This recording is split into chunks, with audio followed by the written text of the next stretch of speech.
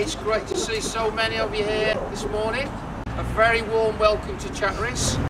If I could just ask Councillor Peter Murphy to just say a few words. I'm Councillor Peter Murphy. I'm a portfolio holder for the environment for the whole of Fenland. But it gives me great pleasure today because I actually do live in Chatteris, and it's one of the best places in Fenland, I like to say. Yeah. Thank you. I'd also like to thank very much the In Bloom group we have here. The amount of hours they put in for nothing here is absolutely terrific, and I think they do a very, very good job. Yeah. And let's hope they get gold again this year. Thank you very much. Okay, thanks Peter. Sue, would you like to say a few words as Chair of Chatteris In Bloom? We'd like to welcome you all here. It's really nice to see you all, and so that you can see how lovely our town is. Like all your towns, we like to make it look really beautiful, and we're looking forward to this year's campaign, and thank you all for coming today. Okay, thank you Sue. So if I could ask the Mayor and Councillor Peter Murphy to take the last shot.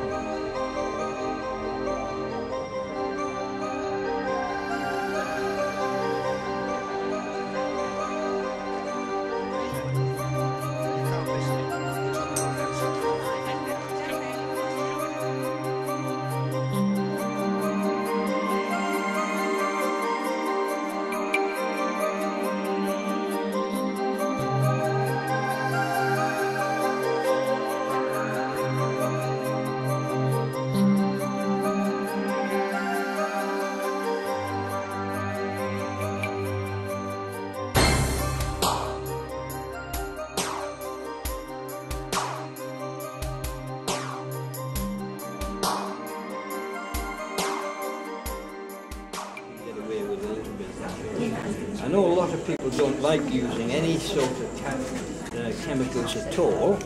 That's fair enough.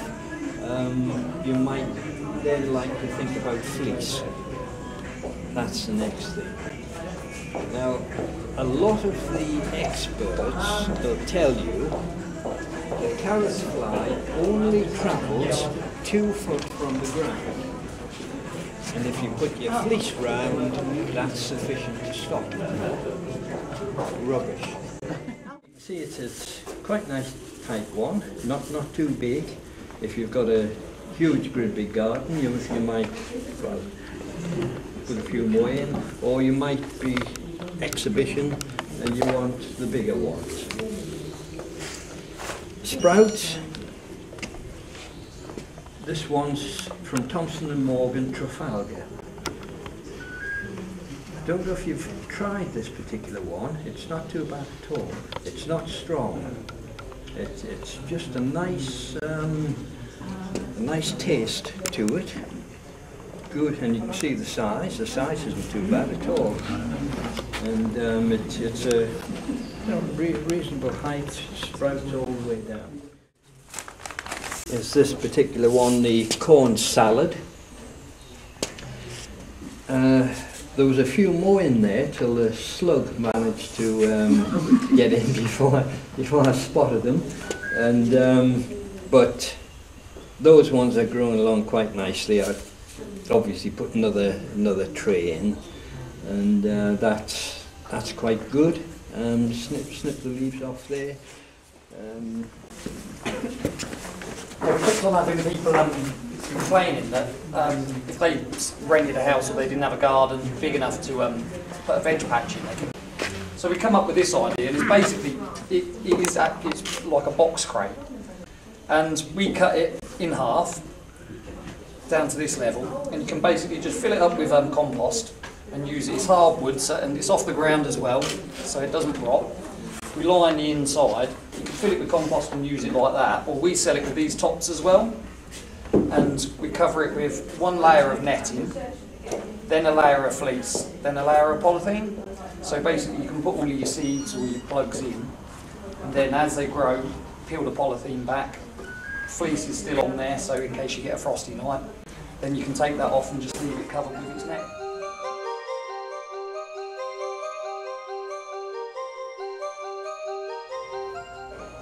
The thing to do then is having made up your cutting compost, which you can cut out, keep moist and keep it in a polythene, dark polythene bag. Well, I would call a 3-inch pot, which I think is a 7 centimetre these days, but a pot of that size, just fill it up with compost. And with your finger, just strike it off so it's level. And then pop in your cuttings. You can use hormone rooting powder if you want.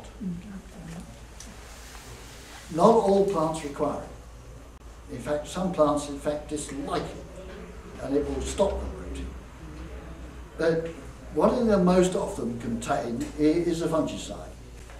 And an old friend of mine once told me, he said, well, of course, what they do is they keep the plant alive until they root. And he reckoned the fungicide was more important than the hormone root. Dead easy hardwood cuttings. A willow here. You see there's a bud there, so you cut just below the bud. Yeah. And then 10 inches up, there's another bud here, I cut just above it. That's one cutting.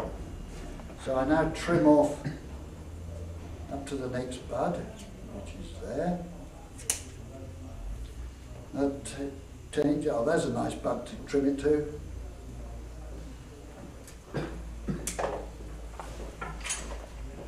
So there we are, 2 nice cuttings. Now make sure you got them the right way up.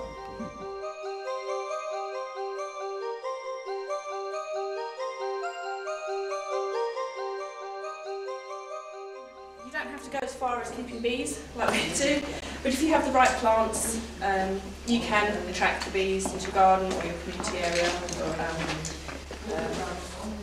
wherever you've got your plants, flowers, trees, vegetables, allotments. The allotment grows do love the bees.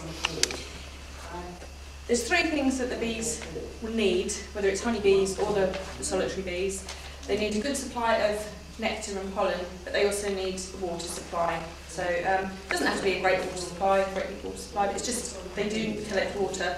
So either if it's a honeybee, they'll use it to cool the hive or to dilute the honey so they can feed it to the young. So provided you've got the sort of right things that they need and a good habitat, you can attract the bees in. If there's a beekeeper within 3 miles, then you can attract the honeybees as well. They will fly up to 3 miles. So if you don't see any about, then it's unlikely that there is a beekeeper. But you'll still get solitary bees coming into the garden for you. Well, good afternoon, I think, just about is. Yeah, my name's Jim Reed, I work for the seed company Mole Seeds.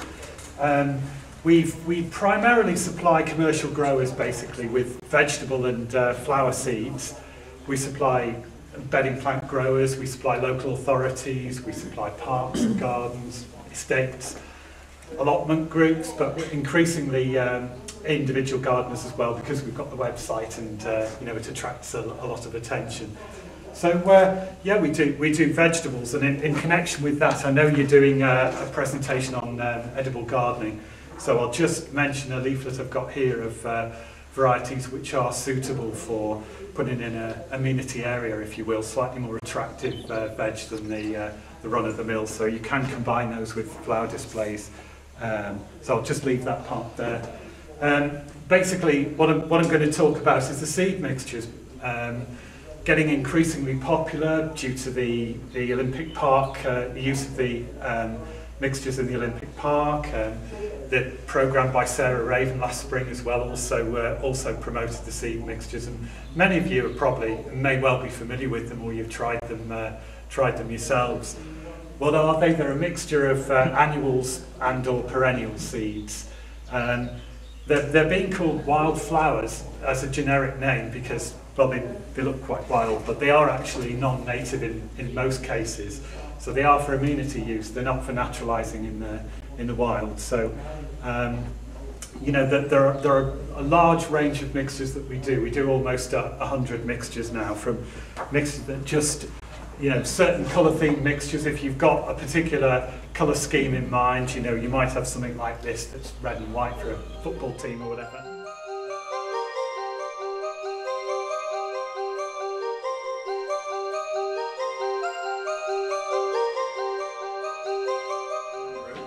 This planting here, illumination begonias, spectacular displays. These can be achieved by anybody. And basically 4" by 4" uprights with a 4" by 4" cross member bolted on, concreted well in the ground because there's a lot of weight there. And then the basket is really like a big flower pouch, but this idea is like a big pouch of wire netting lined with moss, filled with soil and planted with these illumination begonias, and it can make a spectacular display. And some of the colours absolutely stunning. This orange against that sky looks brilliant.